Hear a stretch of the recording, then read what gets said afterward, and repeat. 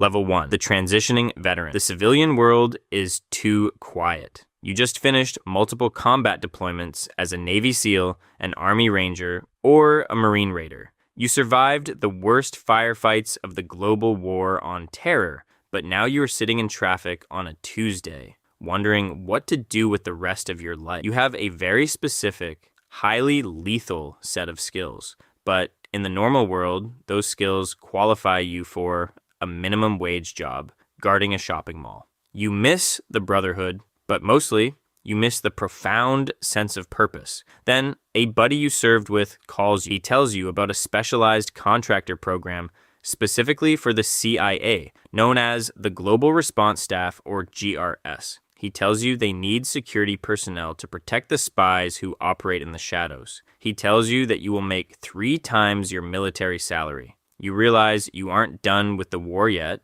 so you send in your resume and wait for the call. Level 2. The GRS Applicant. You fly out to a private training facility that feels nothing like the military bases you are used to. You stand in a line of heavily tattooed, bearded men who all look exactly like you. This isn't the CIA's elite spy school at the farm, where recruits learn tradecraft and manipulation. You aren't here to learn how to recruit assets or steal secrets. You are here to prove you can keep the people who do those things alive. The vetting is intensely physical and tactical. You run advanced shooting drills, drive armored SUVs through chaotic obstacle courses, and practice aggressive VIP extraction maneuvers. The instructors hammer one brutal reality into your head. In this job, the intelligence officer is the primary asset, and you are the expendable meat shield. If the bullets start flying, your entire purpose is to absorb the threat so the spy can escape. You sign the contract anyway, trading your uniform for tactical pants and a polo shirt. Level 3, the low-profile escort. Your first deployment is to an embassy in a volatile Middle Eastern country. You are the muscle. When a CIA case officer needs to meet a covert asset in the city, you are the one driving the beat-up, unmarked SUV. You learn very quickly that the intelligence world is a game of high-stakes mental chess, but your job is purely physical defense. You sit in the driver's seat, engine idling, sweating in the heavy body armor hidden under your shirt. The Ivy League-educated spies treat you with a mix of polite distance and subtle condescension, viewing you as the hired help. They go into the cafe to play psychological games with foreign officials while you scan the street for threats, looking for patterns that civilians miss. You are the silent, heavily armed shadow, completely invisible until things go wrong. Level 4, the Tower Rat. You are rotated to provide perimeter protection at a classified facility. It might be a drone base in the desert or a covert black site where the agency holds high-value detainees. You aren't the one asking the questions or legally debating the enhanced interrogation techniques. Your job is to stand on the wall and ensure nobody gets in and nobody gets out. It is agonizing, mind-numbing boredom that stretches for 12 hours a day, interrupted only by the crushing heat. You exist in a gray area. You are a civilian contractor operating in a war zone, subject to the dangers of combat, but without any of the official recognition of a soldier. You watch the dust blow across the perimeter, saving every penny of your massive paycheck, knowing that the real money and the real action are waiting back on the road. Level 5, the mobile security. Detail you upgrade to the mobile detail. You are now responsible for moving the intelligence officers through entirely hostile territory. The rules of engagement here are terrifyingly loose. You ride in the passenger seat of an armored truck, escorting your principals through narrow, crowded city streets where an ambush could happen from any window. If a local car gets too close to your convoy, you raise your weapon. If they don't back off, you fire a warning shot into the dirt. You get into brief, incredibly violent firefights that will never, ever make the evening news. You are not fighting to take ground or win a war. You are fighting exclusively to protect the passenger in the back seat. When one of your team members takes a bullet, there is no state funeral and no star on a wall. Their body is quietly flown home on a commercial cargo plane, and the company cuts a check. Level 6, the Quick Reaction Force. You are selected for the QRF,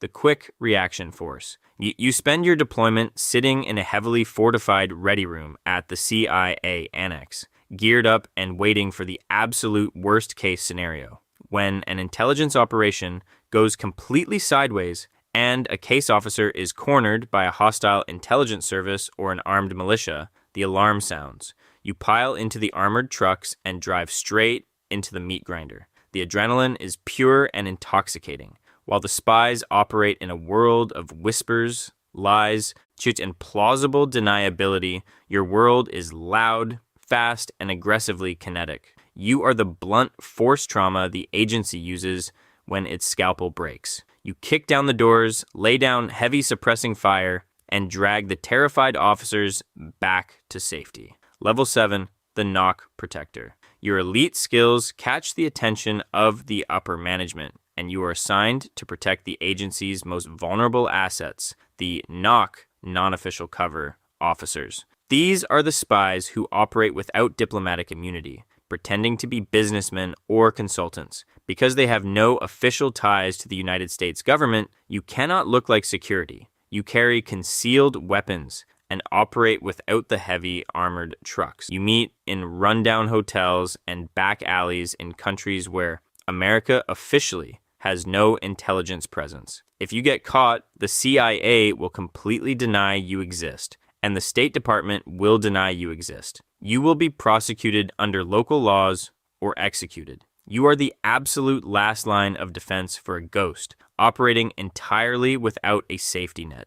Level 8, the Station Chief's Shadow. You reach the absolute pinnacle of the close protection world. You are assigned to guard the Chief of Station, the senior CIA officer in the entire country. This is the person who controls the massive intelligence network and manages hundreds of local assets. You are with them 24 hours a day. When the station chief goes to a secret meeting to bribe a local warlord, you are the one standing in the corner with your hand resting near your holster, intensely watching the eyes of the heavily armed militia members. You see the black budget funding changing hands, and you witness the incredibly dirty, cynical reality of international diplomacy. You are professional, precise, and lethal. You are making almost $1,000 a day, but you live in safe houses that change every 48 hours, entirely disconnected from your family back home. Level 9, the Alamo Defender. The nightmare scenario erupts. You are deployed to a hostile country like Libya or Syria, just as the government completely collapses. The country devolves into absolute chaos, and heavily armed militias are fighting each other in the streets. A massive, coordinated attack is launched against the diplomatic compound, or the CIA Annex. You spend the next 12 hours standing on a roof while the city burns around you. Repelling wave after wave of attackers. You are vastly outnumbered, fighting in the dark with night vision goggles, calling in mortar coordinates while the intelligence officers frantically shred classified documents in the basement below you. This is the brutal reality of the GRS. When the mental games fail and the politics shatter, the survival of the entire agency rests exclusively on your ability to pull the trigger. Level 10, the Team Leader. After surviving the worst the world has to offer, you are promoted to GRS Team Leader. You are now responsible for the logistics, the tactical planning, and the lives of a dozen alpha males who are hopped up on energy drinks and adrenaline. You sit in tense, classified briefings with the CIA executives who view your men as acceptable risks. You constantly fight with the agency bureaucrats who want to push dangerous operations for intelligence gains, forcing you to be the buffer between the corporate suits in Virginia and the blood on the ground. The stress shifts from physical survival to crushing liability. If the station chief survives, but 3 of your men die in the crossfire, the agency considers the mission a complete success. You have to carry the heavy burden of knowing you led men to their deaths just to protect a politician's secrets. Level 11, the SAD Auxiliary. in your GRS team is attached directly to the CIA's Special Activities Division, SAD, for a highly classified paramilitary operation. You are no longer just playing defense. You are going on the offensive. You are operating alongside the career CIA paramilitary officers, acting as the extra guns in countries where the military cannot legally go. You are wearing local clothes, growing a beard, and carrying an AK-47. You're kicking down doors and clearing rooms alongside the elite spies. And you see the intelligence collection up close, the laptops, the burner phones, the terrified prisoners. You are operating completely outside the Geneva Convention, acting as a highly paid mercenary for a government that will never officially acknowledge your actions. Level 12, the Scapegoat. Eventually, your luck runs out. An extraction goes horribly wrong in a crowded market. Innocent civilians are killed in the crossfire, or a video of the shootout surfaces on the internet.